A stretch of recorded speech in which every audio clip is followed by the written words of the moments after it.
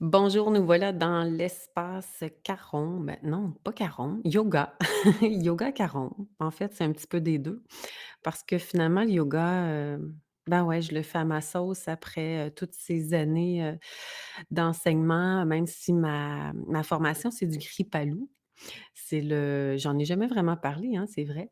Le Kripalu, en fait, c'est un yoga qui est beaucoup axé sur justement la douceur, l'écoute de nos ressentis, de prendre juste le temps de sentir son corps et c'est le yoga de la compassion dans le fond. Donc c'est comme d'être, bienveillant. On est tanné de l'entendre ce mot-là, je le sais, mais ça reste que c'est ce que c'est. C'est de la bienveillance envers soi. Ça veut juste dire d'accepter, ses limites corporelles, ses limites émotionnelles, ses capacités, de sortir de notre zone de confort ou non. Donc, c'est vraiment d'être à l'écoute de l'état où on est lorsqu'on s'arrête et qu'on s'offre une séance de yoga.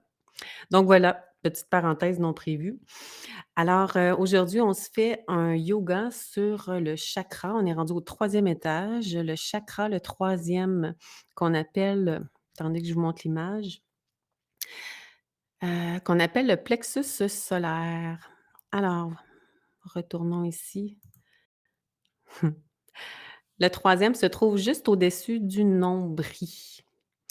On l'appelle aussi le Manipura en sanskrit, qui veut dire en français, cité des joyaux, parce que c'est vraiment, notre petite boule intérieure qui est très, très lumineuse. C'est notre soleil intérieur finalement, notre plexus solaire. Et voici, je vais vous montrer sa couleur précisément comme je le fais pour tous les autres. Pour bien l'ancrer dans sa tête, cette couleur-là et on va la visualiser pendant toute la séance de yoga de ce soir, d'aujourd'hui, pour ceux qui le font en différé. Alors c'est un vrai jaune, très vif, comme le soleil et lui va être responsable de tous nos corps de notre corps, en fait, émotionnel. Nos émotions refoulées, c'est souvent dans cet espace-là du corps qu'on va les accumuler, qu'on va les cacher. Et c'est aussi relié à l'estime de soi, donc toute la confiance que l'on a en soi. C'est notre pouvoir personnel, donc c'est vraiment précieux, c'est notre capacité à discerner, à faire des choix. C'est de savoir ce que l'on veut, ce que l'on ne veut pas. Donc c'est aussi toute notre force de volonté. Donc ça part tout de cette partie-là de nous. Et lui est relié au corps du mental. Donc quelqu'un qui a un mental très, très agité, ça va venir influencer, impacter, cette, partie-là de notre corps et il est relié à la vue, donc aux yeux et si on avait 2 mots pour, le définir, le mot-clé, ce serait: «Je veux».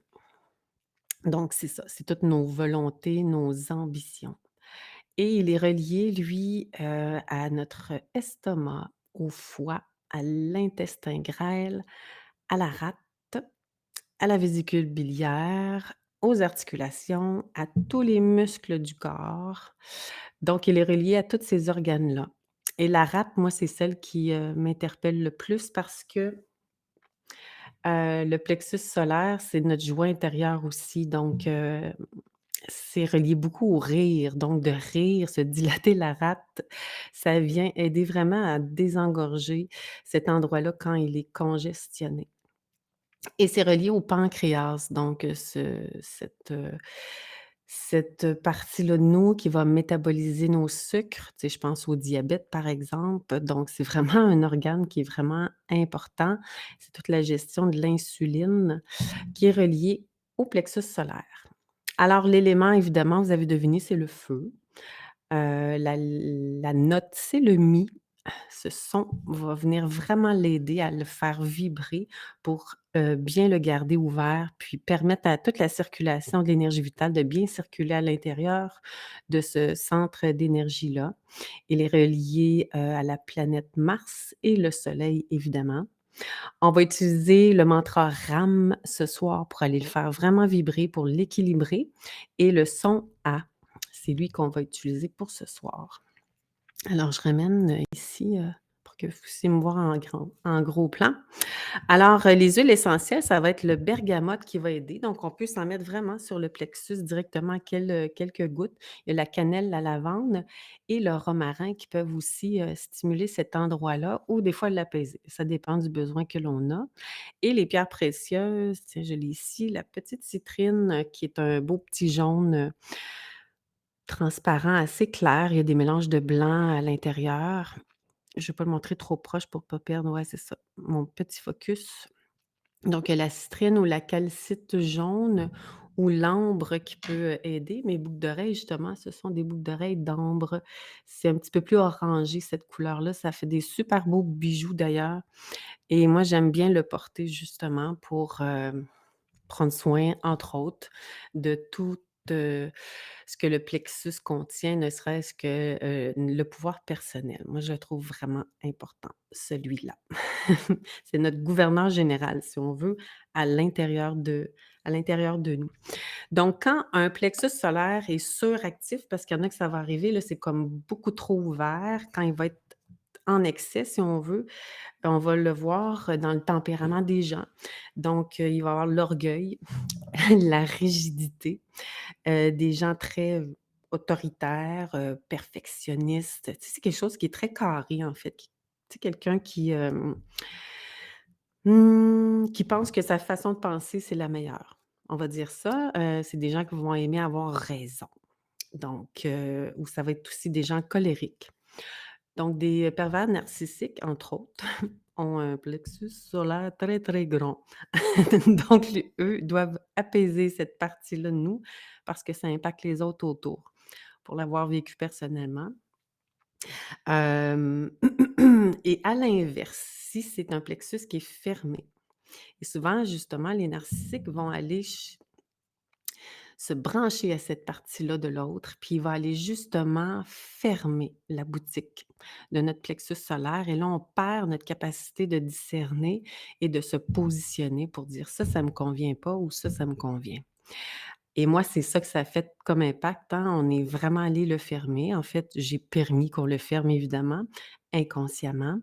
Alors, j'ai eu tout un travail de réhabiliter, de rétablir la santé de mon plexus solaire parce que lui, il était vraiment fermé et ça devient même douloureux physiquement. Moi, je sentais carrément, une tension et un point quand j'appuyais mes mains dessus et c'est une zone tellement précieuse parce que c'est notre soleil intérieur, c'est notre joie de vivre aussi. C'est pas seulement la confiance en soi et la volonté, c'est comme c'est notre lumière intérieure, c'est à partir de là qu'on brille ou c'est à partir de là qu'on est éteint aussi. Donc je connais bien cette partie-là pour, l'avoir tellement travaillée, pour avoir tellement nettoyé ce qui avait été, blessé, ce qui avait été brisé. Quand j'ai retrouvé mon plexus, j'ai vraiment senti un état intérieur aussi changer, une confiance renouvelée et surtout un discernement. Je voyais vraiment clair sur ce qui était bon ou pas pour moi. Donc, quand mon plexus, justement, était vraiment fermé, ce qui va arriver, c'est qu'il va y avoir un manque de confiance qui va s'installer, une difficulté d'affirmer ce que l'on veut ou pas. C'est comme si on le sait même plus, on n'arrive plus comme à le sentir. On perd aussi, l'état de combativité. C'est comme si on va abandonner, plus rapidement. Aussitôt que ça demande un certain effort, on va comme, laisser tomber. On va devenir effacé, on va être soumis. Des personnes aussi qui sont beaucoup indécises, méfiantes, nerveuses, timides. Ça peut être des signes aussi d'un plexus qui est comme, contracté. Donc, d'aller en prendre soin, c'est ce qu'on va faire ce soir. On va utiliser des postures comme la sauterelle ou ce qui va appuyer le ventre au sol. L'arc va aller, aussi aider.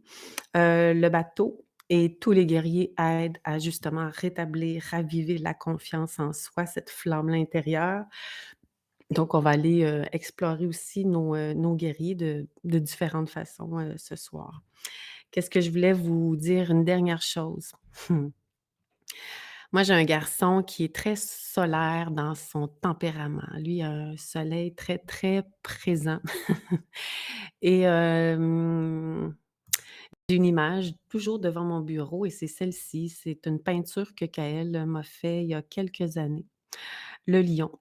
Et c'est une image que j'aime beaucoup puis que je relie beaucoup justement au plexus, solaire. Peut-être parce que moi, c'est une partie de moi qui a été affectée, gravement, je vais le dire comme ça, là. Et c'est la partie de moi que j'ai le plus soignée et auquel j'ai accordé le plus d'amour, de bienveillance et de guérison. Donc pour moi, ça, c'est une image, de force, hein. Tu sais, le lion, c'est, le roi de la jungle.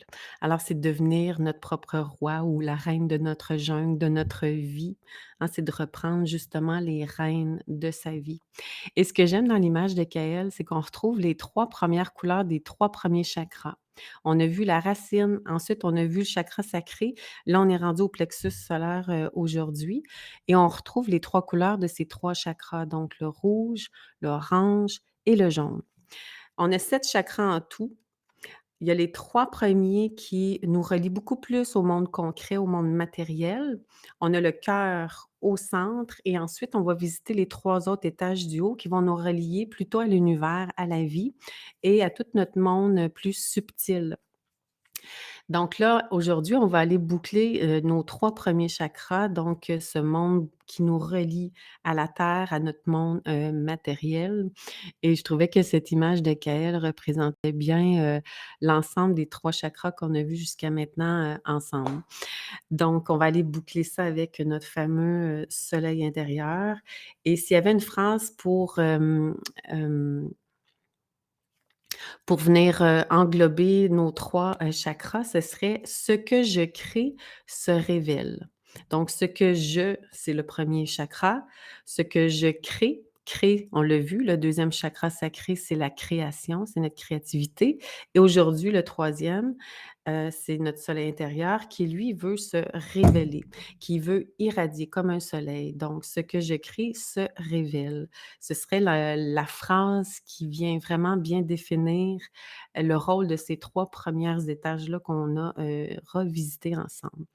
Hem Comme le soleil, pensez toujours à ça. Le soleil va irradier sans se poser la question sur qui, le rayon ou dans quelle direction le rayon va se poser. Il va vraiment juste irradier tout simplement et c'est ce qu'on est amené à faire nous autres aussi les humains. On est comme une parcelle de ce soleil-là, qui a juste envie dans le fond, c'est une lumière qui veut juste irradier. On n'a pas besoin de se poser la question envers qui on doit irradier ou à quel moment on doit irradier ou pas. Faut juste, dans le fond, se permettre, de se révéler, de s'exposer, de se montrer, d'apparaître, tout simplement et ça fait du bien à nous d'abord et évidemment, ben, ça inspire les autres aussi à irradier eux aussi. Puis là, on en a besoin, hein? Avec le soleil qui se couche plus tôt, on va raviver notre propre lumière intérieure.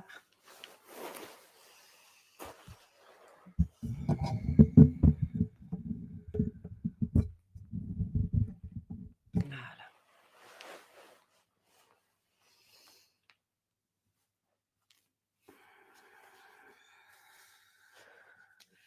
Alors, on peut soit s'installer directement au sol ou sur un coussin comme moi je le fais pour le moment. D'être sur un coussin, ça permet d'être un peu plus confortable. Pour l'assise, oui, mais aussi des fois pour le bas du dos. Ça aide si on le met juste au bout, des fesses et en même temps, ça dégage les hanches, ça fait descendre, les genoux. Donc on est un peu plus confortable pour rester ici quelques minutes.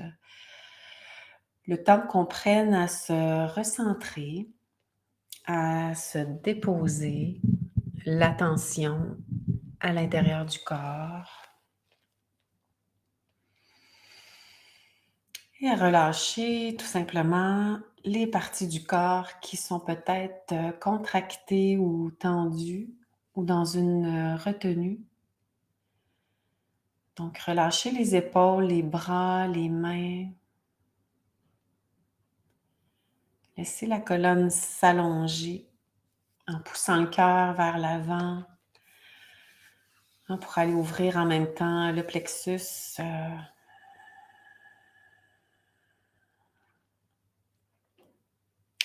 Alors, les chakras vont avoir une face antérieure et une face postérieure dans le dos. On va aller porter notre attention tout de suite à cette région-là. On va visualiser ensemble cette couleur jaune soleil.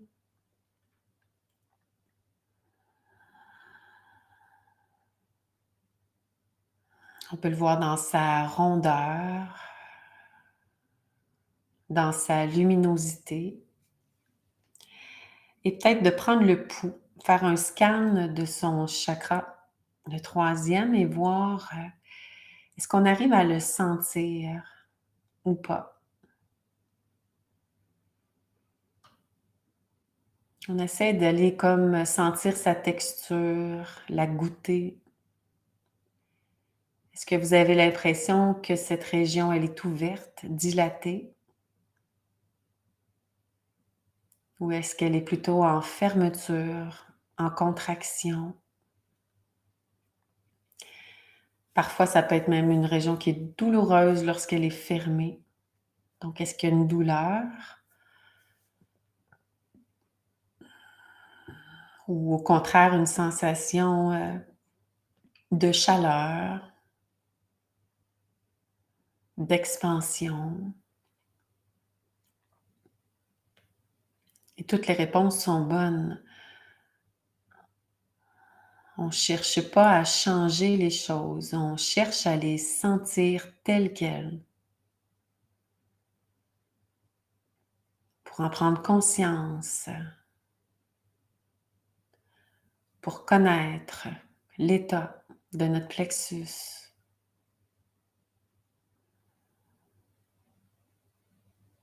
Pour justement ensuite pouvoir y apporter ce qu'il y a besoin. Il y a peut-être besoin d'être stimulé ou au contraire d'être apaisé. Donc pour le savoir, on doit d'abord prendre le pouls, le sentir. Et si c'est difficile de sentir, c'est correct aussi. On se pratique, on s'entraîne à sentir. On est patient. La lecture va devenir plus facile avec le temps, avec la pratique justement. Avec la persévérance de développer cette capacité de sentir. Tout le monde a cette capacité. Elle est simplement à développer ou à découvrir parfois pour certains. Alors prenez le temps de remplir les poumons, de les vider. À chaque fois qu'on inspire, on vient nourrir d'énergie vitale le plexus.